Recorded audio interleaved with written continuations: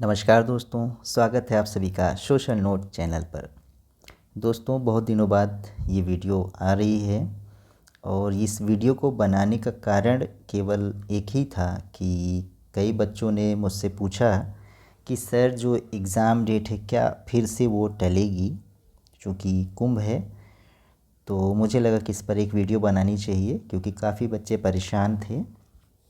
तो दोस्तों ऐसा है, इसके बारे में क्या जानकारी है क्या नहीं जानकारी है मैं आपको बताऊंगा। जो आपका एग्ज़ाम है, सबसे पहले तो ये जाने कि ये आपका 2022 का एग्ज़ाम है, जिसकी एग्ज़ाम डेट आपकी कब है, तो 2025 में आपकी मई और जून में, ठीक। 14-15 मई को आपका 2025 में टीजीटी का एग्ज़ाम है और 20-21 जून 2025 में पीजीटी का एग्ज़ाम है।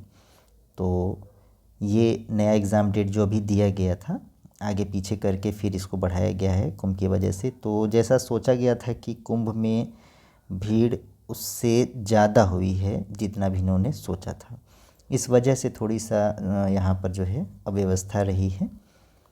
अब टॉपिक ये है आज का कि अफवाह और सत्य क्या, कि एग्ज़ाम होगा या नहीं होगा, नियत डेट पर होगा या नहीं। दोस्तों यहाँ पर देखिएगा, अफवाह क्यों है, सबसे पहले ये समझते हैं कि एग्ज़ाम को लेकर सभी परेशान हैं और उसी डेट में होगा कि नहीं होगा। तो कारण ये है दोस्तों कि देखो, कुंभ मेला है 2025 का और अभी भी एक आपका स्नान बचा हुआ है जो कि 26 फरवरी को है। और अभी मैं यहीं इलाहाबाद में ही हूँ, तो मैं जैसा देख पा रहा हूँ अभी कुछ भीड़ कम है, लेकिन फिर से भीड़ जो है आना शुरू हो चुकी है, क्योंकि 26 का जो स्नान है उसको लेकर के जो है काफ़ी भीड़ आने वाली है। और 26 से मान के चलिए आप, केवल 26 को ही नहीं, ये 28, 26, 27, 28, 29, मतलब 28 तक, ये 28 का ही महीना है तो 28 तक ये मान के चलिए कि ये पूरा महीना जो है इसमें काफ़ी व्यस्त रहेगा। और हमें लग रहा है 1-2 मार्च को भी जो है यहाँ व्यस्तता रहेगी। अब और क्या इसमें एक कारण है कि जो यूपी बोर्ड की परीक्षाएं हैं उसको लेकर भी इस समय आयोग में कुछ वहाँ पर असमंजस चल रहा है। क्या यह बात सही है या नहीं, यही सुनने में आ रहा है कि कुंभ मेला एक तो कारण बन गया कि आपका एग्ज़ाम आगे पीछे होगा या नहीं।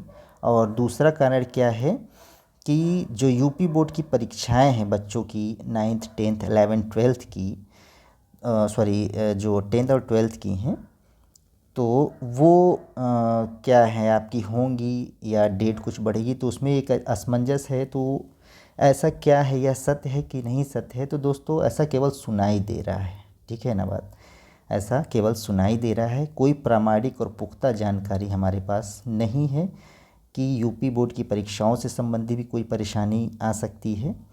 और एक चीज़ और भी है यहाँ पर कि अगर हो सकता है कि अगर ये डेट भी आगे पीछे करते हैं तो शायद जैसे कुछ एग्ज़ाम्स फंस रहे हैं, 1 या 2 या 3 पेपर बच्चों के फंसेंगे, तो उसकी डेट हो सकता है ये आगे बढ़ाएंगे, ठीक है ना। यहाँ पर क्या कारण बन रहा है कि जो यूपी बोर्ड की परीक्षाएं हैं, अगर 1-2 पेपर भी इनकी नियत समय पर नहीं हो पाती है तो उनकी एग्ज़ाम की डेट शायद बाद में करेंगे।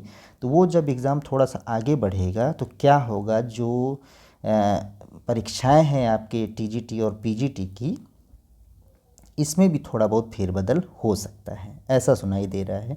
फेरबदल का मतलब है कि अब ऐसा नहीं, ये बहुत ज़्यादा टाइम नहीं देंगे, और चूँकि तैयारियां सारी शुरू हो चुकी हैं बहुत तेज़ी से, तो यहाँ पर ये समझ में आ रहा है कि अगर ये डेट भी बढ़ाते हैं तो बहुत दिनों में अंतर जो होगा वो 15-20 दिनों का ही अंदर आपको अंतर ज़्यादा से ज़्यादा मिलेगा, है ना। तो ये जो 15-20 दिनों का अंतर है ये कोई बहुत बड़ा अंतर नहीं है, ठीक। अगर 1 महीना भी मैं कह रहा हूँ कि कोई अंतर मिलता है तो भी कोई अंतर नहीं है।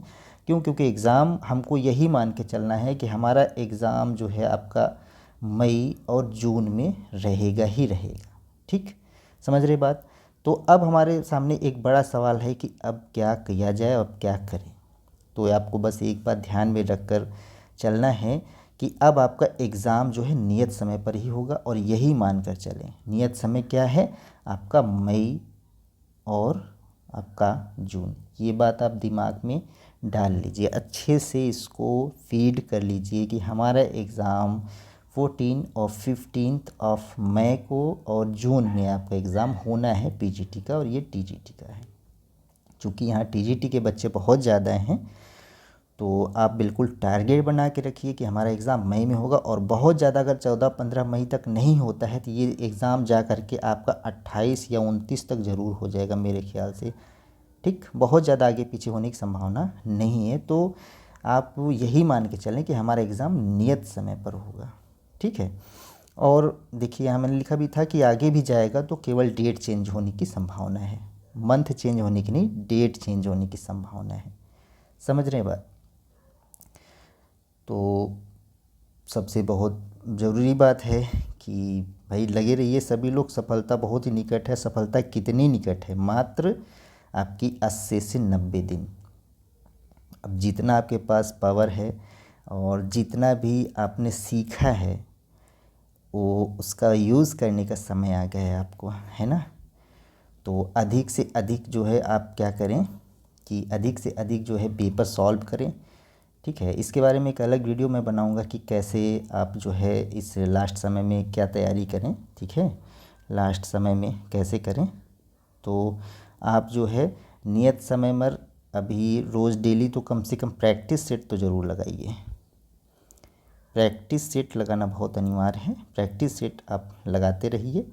और बहुत सी चीज़ें हैं जो आपको इसमें आगे खींचेंगी, क्योंकि सैलरी भी अभी बढ़ने वाली है। और जितनी आ रही थी 8वां वेतन आयोग जो है, आप सुनाई दे रहा होगा कि 8वां वेतन आयोग लागू हो जाएगा तो फिर इसमें इनकम बहुत ही अच्छी हो जाएगी आपकी। ठीक है, 80 to 90 के आपको जो है 80 से 90 हज़ार तक की आपकी सैलरी हो जाएगी। तो सैलरी भी एक आकर्षक सैलरी है ये, है ना। और समय के साथ ये एवरी ईयर जो है ये बढ़ती आपका जो डी ए वगैरह है, ये सारी चीज़ें आपकी बढ़ती रहेंगी, HRA वगैरह। तो ये सारी चीज़ें मिला करके अगर आप देखेंगे तो आपको बहुत ही छोटा लगेगा ये कि तैयारी और कुछ समस्याएं, कठिनता। ठीक है, तो बस ये मान के और समझ के चलिए कि आपका एग्ज़ाम, आप ये माने कि मई और जून में ही है। बस इसी के साथ आप लगे रहिए। अच्छा, ऐसा है कि कुछ बच्चे जो छुट्टी लेकर के तैयारी कर रहे हैं, ठीक है, जैसे मेरी जान पहचान में कई बच्चे चैनल से जुड़े हुए हैं जो बेचारे छुट्टी लेकर के तैयारी कर रहे हैं। और कई बार उन्होंने सोचा कि अब ले लें छुट्टी, तो छुट्टी भी इतनी लंबी नहीं मिलती है। तो मैं उनसे यही कहना चाहूँगा कि बच्चे आप लोग बस लगे रहिए और छुट्टी अपनी अब आप बढ़ा लीजिए, क्योंकि टाइम है नहीं।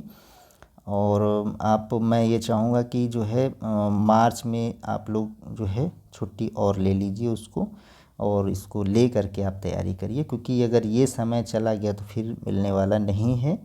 ये लगने में है 80-90 दिन, और कैसे निकल जाएगा ये आप समझ ही नहीं पाएंगे। कैसे निकलने का मतलब है कि अभी आपका इधर ये देखिए चल ही रहा है ढेर सारी चीज़ें। इसके बाद मार्च में आपका होली वगैरह है, ठीक है, उसकी छुट्टियां हो जाएंगी। तो होली वगैरह में वैसे ही 1 हफ्ते 10 दिन की व्यस्तता हो जाती है। तो 1 हफ्ते मतलब 7 दिन भी अगर आपके माइनस हो गए तो बहुत होता है। ठीक है, 7 डेज़ में तो आप काफ़ी चीज़ें भूल भी जाएंगे, और जो चीज़ें हैं तो मतलब सिस्टमेटिकली वो चीज़ें नहीं हो पाती हैं। तो कुल मिलाकर ये है कि लगे रहिए भाई, है ना।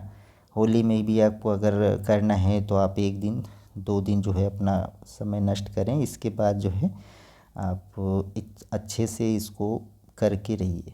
ठीक, तो ये छोटी सी वीडियो है, और इसके बाद एक वीडियो मैं बनाऊंगा कि क्या पढ़ें, कैसे पढ़ें। ठीक है, क्या और कैसे पढ़ें, और उसको मैं जल्दी आपके सामने लाऊंगा। तो मेन इस वीडियो को बनाने का पर्पज़ ये था कि एग्ज़ाम डेट को लेकर के कुछ आपके अंदर जो है असमंजसता चल रही थी, तो अब वो क्लियर हो गई होंगी कि आपका एग्ज़ाम उसी डेट में होगा। किसी भी अफवाह में ना आए, ठीक है, किसी भी अफवाह हमसे बचें। किसी भी चैनल, ढेर सारे चैनल हैं अफवाह दे रहे हैं, अफवाह से बचें। एग्ज़ाम आपका मई और जून में ही होगा, इसको लेकर के बिल्कुल भी आप लोग परेशान ना होइए। ठीक, चलिए, तो फिर हंसते मुस्कुराते रहिए, स्टडी करिए, और जय हिंद। मिलते हैं फिर ऐसी एक वीडियो में। Thank you so much.